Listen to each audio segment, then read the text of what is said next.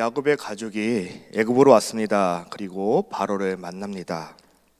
아무리 요셉이 애굽의 총리라 하여도 바로를 만나는 그 발걸음이 얼마나 두렵고 떨리겠습니까? 왜냐하면 바로의 결정에 따라서 그들의 앞으로의 삶이 결정되기 때문입니다. 요셉은 바로를 만나기 전에 먼저 형들에게 미리 사전에 만나서 바로하고 무엇을 물어볼 것인지, 어떻게 대답할 것인지 말하라고 이렇게 알려줍니다. 요셉은 바로를 만나기 앞서서 형들 중 5명을 택합니다.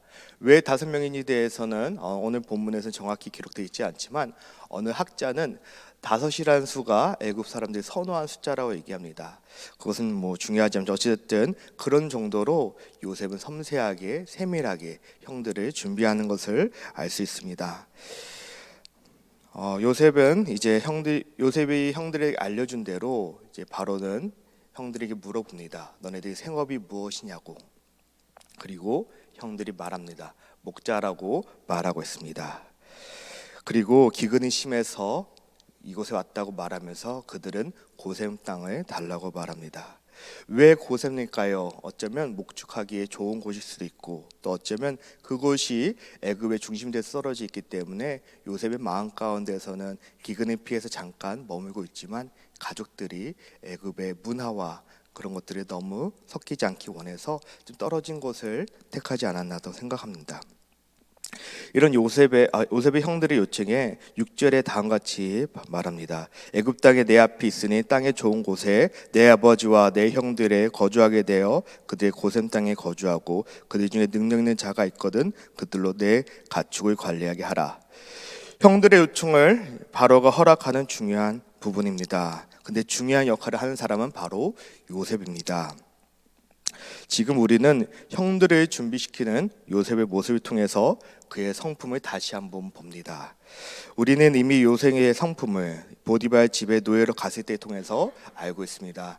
창세기 39장 4절에 요셉의 그의 주인에게 은혜를 입어 섬김에 그가 요셉을 가정 총무로 삼고 자기의 수업을 다 그의 손에 의탁하니라고 기억한 것을 우리는 기억하고 있습니다.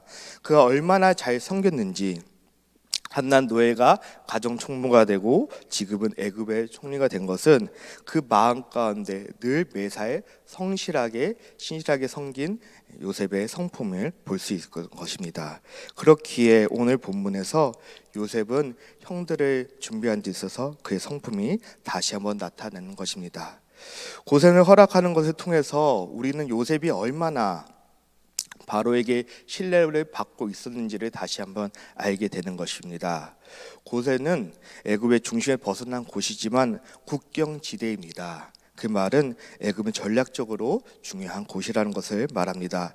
이런 곳을 바로가 요셉의 형제들의 요구대로 그 땅을 선뜻 이방인들에게 허락하는 것은 무엇을 의미합니까? 그것은 얼마나 요셉이 바로를 잘 모셨는지 알 수 있는 부분입니다. 그 섬김의 결과가 형들이 고생땀을 얻게 되는 것입니다. 생각해 보세요. 70명이나 되는 가족이 타지 애굽에서 이민자로 살아가야 하는데 얼마나 두렵고 떨림이 있겠습니까? 오늘 한 사람의 요셉을 통해서 모든 것을 예비하시고 인도하시는 하나님을 우리는 보게 되는 것입니다. 그렇듯 하나님은 그의 백성들을 자녀들이 기억하시고 인도하시고 보호하십니다. 아무것도 보장되지 않는 상황 가운데 사랑하는 자녀들에게 최고의 것을 우리에게 은혜를 주시는 주님, 그 주님은 우리 하나님인 줄 믿고 믿음을 고백하시는 이 새벽이 되시기를 주님으로 소원합니다. 이어서 요셉은 아버지 야곱에게 바로를 인도합니다. 바로 앞에 선 야곱은 바로를 축복합니다. 축복을 받은 바로는 야곱에게 나이를 물어봅니다. 그리고 야곱은 나이 나그네 130년이고 우리 조국된 나그네 길이 연주에 미치지 못하지만 험악한 세월을 보냈다고 말합니다. 바로는 이방신을 섬기는 사람입니다. 그런 한 나라의 왕의 야곱이 그분을 피해온 한 사람이 축복하고 있습니다. 어떻게 이것이 가능할까요? 요셉이 보디발의 집에 갔을 때 기록한 성경을 말씀을 보면 창세기 39장 3절에 그의 주인이 여호와께서 그와 함께 하심을 보며 또 여호와께서 그의 범사에 형통하게 하심을 보았다라고 기록합니다. 바로도 요셉이 애굽의 총리라는 직분을 감당하는 가운데 그를 통해 여호와께서 함께 하심을 보았기 때문입니다. 그렇기에 바로가 요셉을 통해서 하나님의 계심을 알았기에 야곱이 바로를 축복하게 되는 것입니다. 누군가가 나를 통해서 하나님의 함께 계심을 알게 하는 것, 그것이 이 시대에 우리가 감당해야 할 주님의 사명인 줄 믿습니다. 축복받은 바로는 야곱의 나이를 물어봅니다. 그리고 야곱은 나이 나그네 130년이고 우리의 조상은 나그네의 길이 연주에 미치지 못하지만 험악한 세월을 보냈다고 말합니다. 지난날 자신에 대한 고백입니다. 쉽지 않은 인생이었습니다. 장자복을 가로치기 위해서 거짓말을 해왔고요. 그 험악한 상황 가운데 수많은 어려움과 힘듦이 있었습니다. 하지만 그 나그네 길 가운데 하나님께서 함께 하셨다는 것을 고백하는 것입니다. 역경 가운데서도 신실하게 주님께서 지켜주시고 인도해 주셨다는 것을 고백하는 것입니다.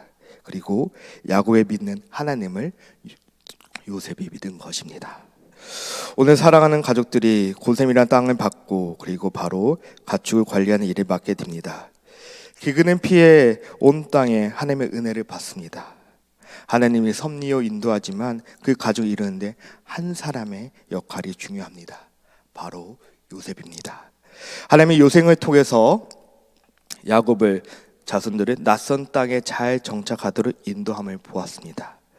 아브라함에게 약속의 성취가 또 기근으로부터 야곱과 형제들을 피하게 기가 풍요한 삶을 살도록 인도하신 은혜의 순간입니다. 한 사람이 하나님을 신실하게 믿고 선하심을 믿고 그분의 인도하심을 기다림을 통해 은혜를 받았습니다. 우리 모두 그런 한 사람에게 되기를 바랍니다. 나를 통해 나와 함께 하시는 하나님을 주님을 모르는 사람들이 믿어지는 그 역사가 한미 장로교회 가운데 일어나시기를 바랍니다. 우리 오늘 하루를 살아갑니다. 세상 가운데 나는 어떤 삶을 살아가고 있습니까?